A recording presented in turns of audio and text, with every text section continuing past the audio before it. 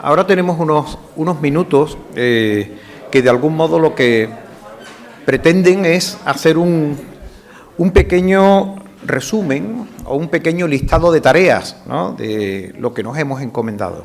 Es cierto que el programa ha sido intenso, denso y que efectivamente, bueno, estamos un poco cansados, pero efectivamente dentro del formato que se había propuesto en esta escuela, pues había sobre todo 5 plenarios, y en estos 5 plenarios todos con una vocación de continuidad, es decir, una vocación de que efectivamente son temas que implica el seguir trabajando en estos temas, ¿no?, y que efectivamente no están cerrados, sino que están justamente abiertos, ¿no? Pero igualmente pasaría pues con los encuentros de trabajo, que efectivamente en principio tenían un contenido pues relativamente más concreto, pero que también hemos visto que efectivamente nos abren aún muchas más tareas para trabajar dentro de la organización.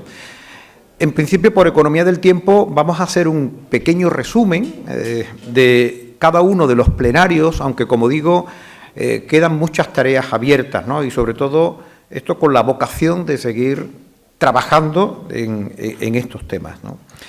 Y los plenarios que hemos tenido, pues en primer lugar el primer plenario, que era el plenario vinculado a lo que es la profesión, las competencias profesionales y protección de la salud. No puede estar aquí don Ricardo de Lorenzo, que era quien era el relator, y de algún modo vamos a hacer un breve resumen de ese plenario, ¿no? Y fundamentalmente yo quisiera hacer énfasis en una palabra, que es profesión. Se nos llena la boca de profesión, pero posiblemente, y yo algunas veces a los alumnos cuando le imparto las clases de ética o de profesión médica, profesión significa jurar públicamente un compromiso. Por tanto, profesiones de verdad que juren un compromiso hay muy pocas, muy pocas. Y nosotros, los médicos, profesamos. La profesión médica es una...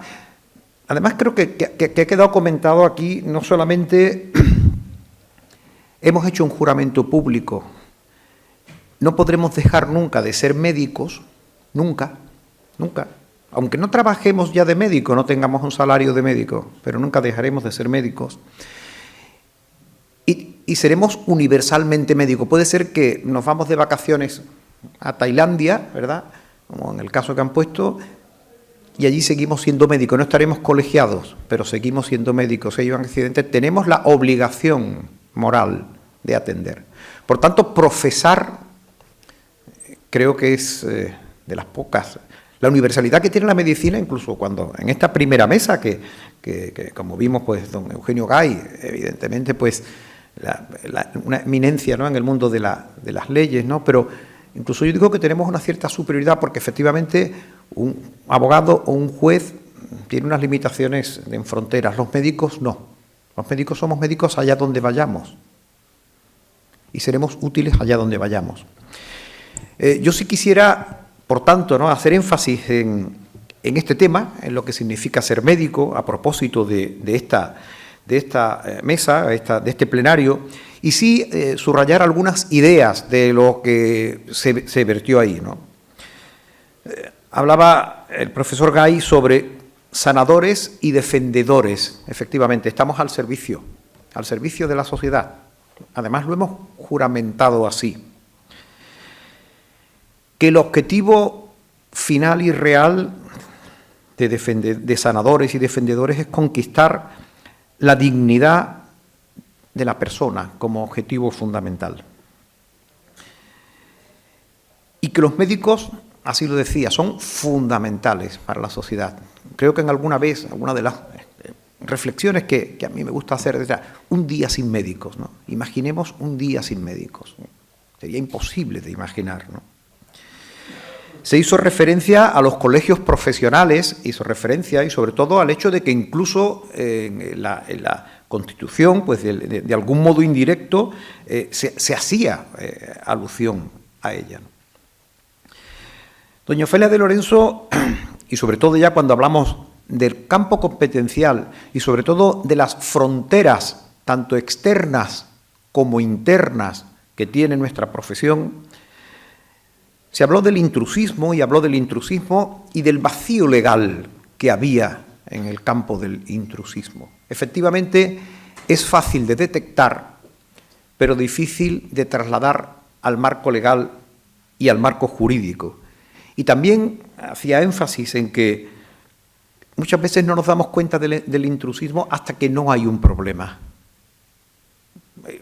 Nos pasa frecuentemente en las comisiones de ética y deontología médica, pues sí, sabemos que se está haciendo determinada actividad, pues no sé, hasta que llega la denuncia a la comisión de ética y deontología, y entonces nos damos cuenta. Y que también hacía mención a que cómo encuadrar el tema del delito de intrusismo era difícil.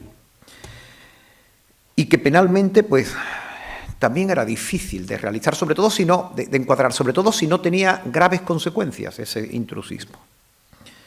Y que el tipo penal no favorece, pues eso, la penalización.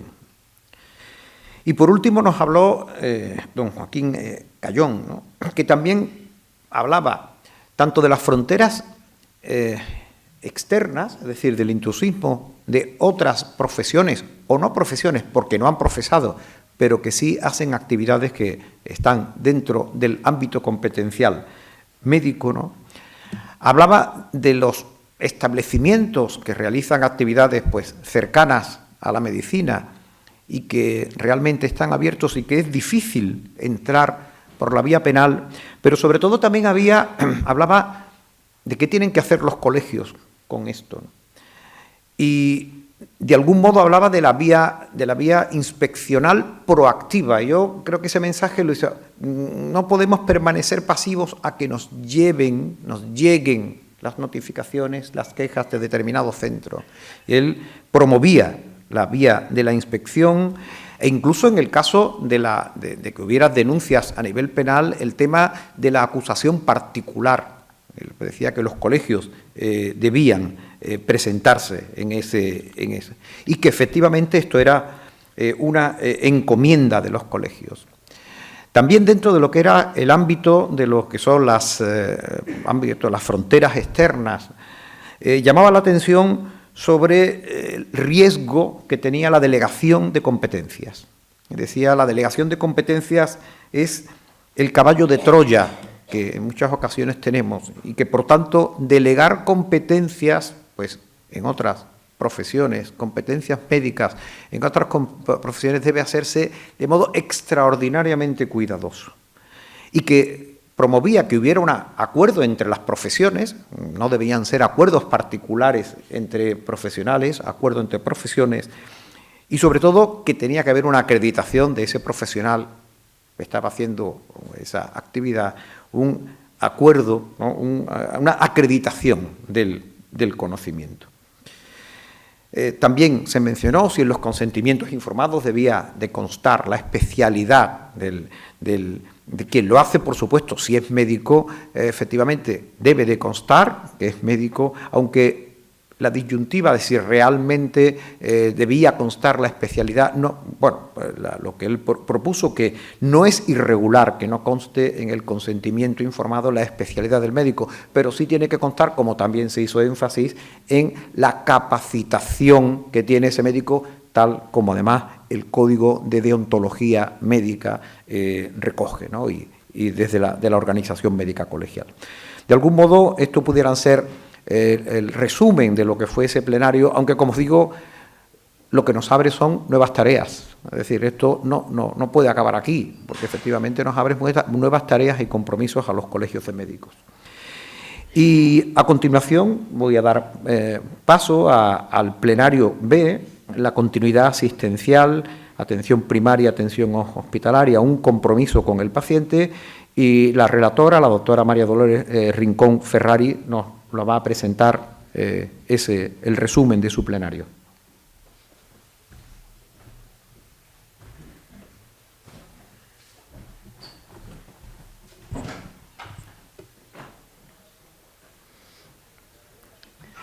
Bien, buenas tardes. Ya vamos un poquito cansados, vamos a intentar por lo menos resumir lo que bien ha dicho el doctor Domínguez, los plenarios, que yo creo que la importancia de los plenarios es precisamente eso, sacar ideas y sacar información para realmente a partir de hoy empezar a trabajar sobre todo lo que se ha hablado aquí, ¿no? Entonces, bueno, el plenario que me corresponde es el que estuve de relatora, el plenario B, como bien ha dicho el doctor Domínguez, que es la continuidad asistencial en cuanto a la atención primaria con la atención hospitalaria, un compromiso con el paciente. No sé, esto se pasa. ¿Por aquí? ¿Aquí? Ah, perdón. Ahora, perdón. Bueno, recordar simplemente con esta diapositiva los ponentes que correspondía a este plenario, que fue la doctora Valle García Sánchez, gerente del SAS, doctora Mercedes Ramblado Minero, que es la, digamos, presidenta del Colegio de Huelva y médico de familia, y el doctor Félix Rubial Bernarde, que fue, vamos, que es el gerente de aquí del Hospital Valdesilla de aquí de Santander, y el moderador, que fue Serafín Romero. Bien, un poco recordando en qué consistía este plenario, se empezó diciendo que el paciente es el centro del sistema, no es del hospital ni del médico de atención primaria, y que la continuidad asistencial debe considerarse como un compromiso del sistema con el paciente, no como un eslogan organizativo. Se dijo también que se debe construir en torno a sus necesidades y expectativas con un compromiso compartido entre la atención primaria y la hospitalaria y garantizar esa atención integrada y de calidad del paciente. Se dijo también que es necesario reorganizar el sistema en torno a procesos y no a niveles asistenciales, y que las condiciones para que esa continuidad asistencial sea real es una organización centrada en el paciente, con una gobernanza compartida y con una tecnología con sentido y evaluación orientada a los resultados del paciente. ¿Cuáles son y también se pusieron cuáles son los problemas actuales de atención primaria? Pues se comentaron varios de ellos. Uno de ellos que se comentó y que yo creo que habrá que darle solución son las comunicaciones telemáticas, que en muchas ocasiones son obsoletas y que no permiten el acceso a la historia clínica digital por igual en todos los profesionales de atención primaria. Eso era un gran problema. Después las teleconsultas, que también se habló, que se pusieron en boga en tiempos del COVID, y que a día de hoy pues deben ser un medio de comunicación entre atención primaria y hospital, y no una forma de decisión unilateral, que es como actualmente se utiliza, y que no permite interactuar entre los distintos escalones, digamos, asistenciales, entre primaria y hospital. También se habló que no es posible la dispensación por patología en atención primaria y que los especialistas hospitalarios realizan atención transversal, pero los de primaria lo hacen de forma longitudinal, basado en una atención personalizada con cada uno de los pacientes, teniendo en cuenta todo lo que rodea al enfermo. Otro de los problemas que se plantearon fue la falta de continuidad asistencial entre primaria y hospital. El médico de atención primaria solicita pruebas complementarias que si son patológicas, tienen alteraciones, debería de existir un circuito, y así se expuso, entre atención primaria y los especialistas hospitalarios, para que ese circuito de alguna forma tuvieran una prioridad y ese paciente entrara en ese circuito y no se devolviera a atención primaria con el retraso que eso supone y, lógicamente, la sobrecarga innecesaria para esa atención primaria que ya está sobrecargada. También se dijo y se expuso que la atención del especialista hospitalaria debe ser finalista. Debe dar de alta al paciente cuando termine todo el proceso por el que se ha sometido a su consulta desde atención primaria, y no dejarlo abierto para que el médico de atención primaria cierre el episodio, porque eso es una forma de sobrecargar de nuevo atención primaria y es un grave problema que habría que solucionar. Por tanto, en este plenario, a raíz de todo este debate de los problemas que hay ahora mismo en atención primaria en relación a la atención del paciente, se plantearon una serie de posibles soluciones. ¿Cuáles serían esas posibles soluciones? Pues por un lado las herramientas digitales. La historia clínica única interoperable, que consiste en la necesidad de digitalización con sentido clínico, donde deben ser pilares fundamentales la automatización de tareas y las herramientas de apoyo a la toma de decisiones, de tal forma que eso reduciría mucho el trabajo de los médicos de atención primaria. También se habló de implementar sistemas de información que permiten el acceso a la historia clínica del paciente por ambos niveles asistenciales, de tal forma que cada uno podría escribir en la historia independientemente y facilita la toma de decisiones conjunta, evitando duplicidades y errores en dicha historia. Para ello, también se habló que habría que impulsar la formación de profesionales en relación a esta digitalización. También se comentó, importante este punto, la existencia de protocolos y circuitos consensuados entre los dos niveles asistenciales, de tal forma que habría una necesidad de protocolos conjuntos que se harían a través de las dos partes, consensuados e inclusivos entre los especialistas de ambos niveles asistenciales, que permitan derivar un paciente desde atención primaria a consulta de atención hospitalaria con la misma prioridad que cuando se derivan los pacientes en interconsulta interhospitalaria entre las distintas especialidades y conseguir un manejo compartido del paciente en cuestión. Otras posibles soluciones que se plantearon fue la adecuada información interniveles asistenciales, de tal forma que la transición fuera segura del paciente desde la alta hospitalaria hasta atención primaria. ¿En qué consiste esta idea? Pues se habló que sería necesario un sistema informático que crearan alertas en los ordenadores, por ejemplo, de médicos de atención primaria, cuando el médico de atención hospitalaria atendiera a ese paciente. De tal forma que se derivaría desde atención primaria previamente y en caso de que el paciente de su cupo hubiera estado ingresado en el hospital y se le diera de alta, para cada médico de atención primaria estuviera al tanto de este ingreso y, por supuesto, se hiciera cargo de lo que se llama la atención posthospitalaria de ese paciente. Sería mucho más seguro para el paciente que el médico de atención primaria pues tuviera la necesidad de la nueva medicación que se ha prescrito en el hospital, asegurar la conciliación del tratamiento que se le ha prescrito con el suyo habitual, la necesidad de curas y cuidado de enfermería, programarlo desde el centro de atención primaria, la necesidad de asistente social, que también se habló, un paciente puede estar encamado y no tener disponible pues familia que le atienda, pues también tendría su importancia esa atención sociosanitaria de ese paciente y, en definitiva, ello aseguraría la continuidad asistencial que se ha iniciado en el hospital, pero que sería importante que se continuara de toda esta manera en atención primaria. Y por último, pues se habló de modelos innovadores, como la hospitalización domiciliaria, la telemonitorización coordinada con atención primaria, que todo ello permite compartir conocimiento entre diferentes profesionales. Se quiere potenciar, digamos, una de las posibles soluciones que se habló es potenciar la teleconsulta, pero como herramienta importante de comunicación y asesoramiento entre los dos niveles, entre atención primaria y hospital, con unos criterios de inclusión flexibles y acordados entre los dos niveles, con una bidireccionalidad, no como está ahora mismo, que es solo unidireccional, y con unos tiempos de respuesta rápidas y ágiles.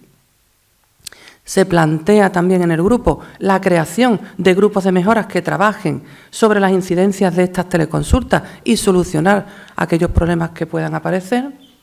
Y por último, se habló también de que habría que actualizar la cartera de servicios de atención primaria, de tal forma que los médicos de atención primaria se les dotara de recursos para poder realizar diagnósticos y tratamientos que eviten derivaciones innecesarias al hospital y que permitan la toma de decisiones conjuntas. Sí, ya termino. La corresponsabilidad clínica, que también se habló de comisiones mixtas por procesos, cronicidad, geriatría y demás, para evaluar de forma conjunta desde atención primaria y hospital. Y también se expuso el control de calidad de todo esto, de tal forma que se planteó la evaluación orientada a resultados y experiencia.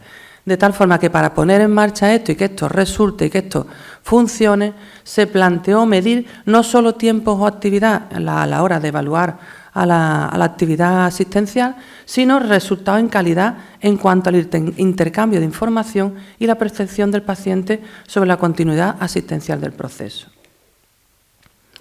¿Cuál sería el papel de los colegios médicos? Pues se planteó también, y yo creo que es importantísimo, y por eso estamos aquí, y yo creo que un punto importante de este plenario sería pues, el punto de partida y unión para consensuar posturas y conseguir precisamente todos estos protocolos conjuntos de los que se ha hablado.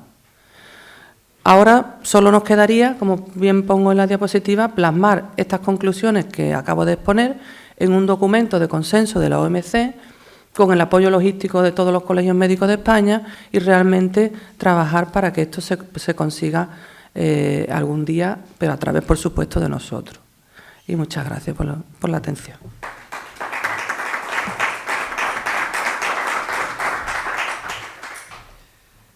Bueno, el tercer plenario, no puede estar aquí ni el doctor Repullo ni el doctor Rodríguez Cendín. Bueno, me han dado unas notas, ¿no?, respecto a este plenario. Simplemente recordar brevemente, bueno, que básicamente el objetivo de este plenario era presentar un documento que había realizado el Observatorio de la Profesión e Identidad Médica de la OMC sobre el buen gobierno de los centros sanitarios desde la perspectiva de la profesión médica, y que en ese documento, bueno, que está en las páginas de la OMC, pues de algún modo había una serie de recomendaciones de 7 requisitos para un buen gobierno: elaborar reglamentos, publicar y actualizar el cuadro médico, constituir y fortalecer comisiones clínicas. Es decir, bueno, ya digo que es un documento al que todos tenemos acceso.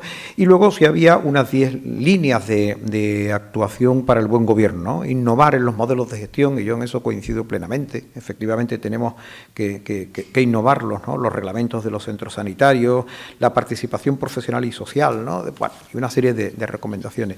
Yo, del resumen que nos han enviado, yo sí me gustaría quedarme con una frase, es decir, que yo también quisiera hacer mía, ¿no?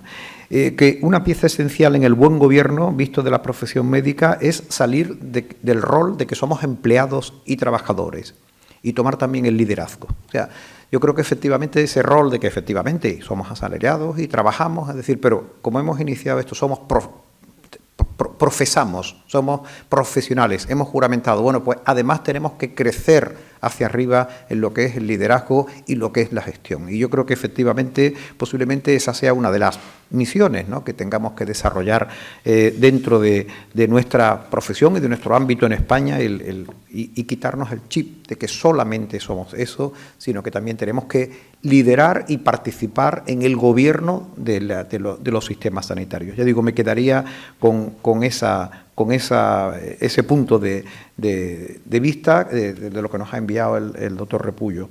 El siguiente plenario, bueno, también fue muy interesante porque además abordaba un tema del que frecuentemente nos quejamos, de que hay que establecer mejoras, y justamente pues hay una serie de pautas de mejora que se propusieron, y análisis de problemas, que era el tema del continuum formativo, ¿no?, de la vocación a la profesión, que era como se denominaba, y que también de nuevo afloró problemas, aunque también ya se empezaron a aflorar soluciones. Para eso la doctora Arroyo nos va a presentar las conclusiones. Buenos días, yo voy a ser muy ejecutiva. Este documento de resumen lo hemos elaborado entre Juan Pablo Carrasco, que estuvo de coordinador también y moderador, y yo misma. Vais a tener a vuestra disposición 5 páginas y el QR que proyectamos con los documentos que ya desde la organización se han hecho por parte de la vocalía de tutores y de médicos jóvenes.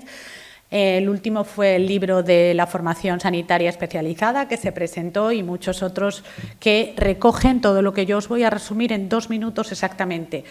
La formación médica que empieza en el grado, pero que planteamos también cómo podría mejorarse el acceso al grado, pues incluso hubo alguno de los ponentes que se retrotrajo, o algunos de los intervinientes, porque quisimos que participaran también al bachiller.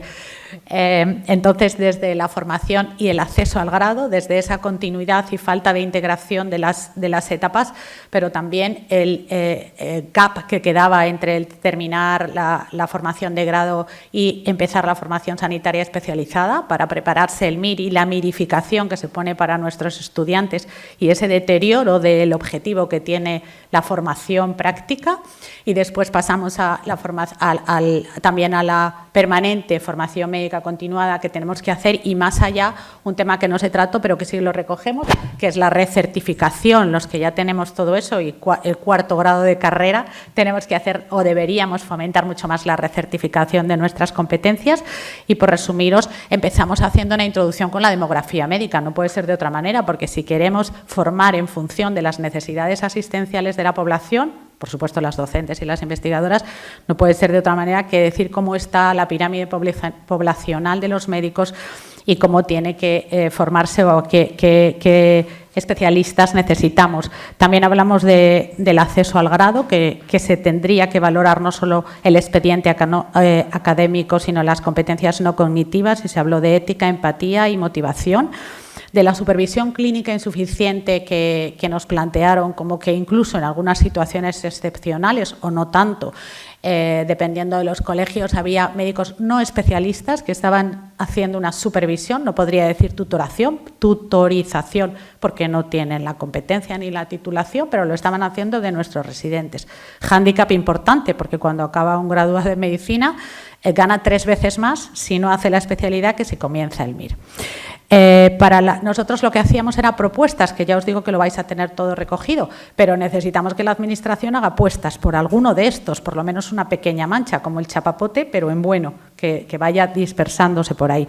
Y por eso habíamos propuesto una planificación estratégica, se planteó incluso a nivel autonómico, no solamente a nivel estatal.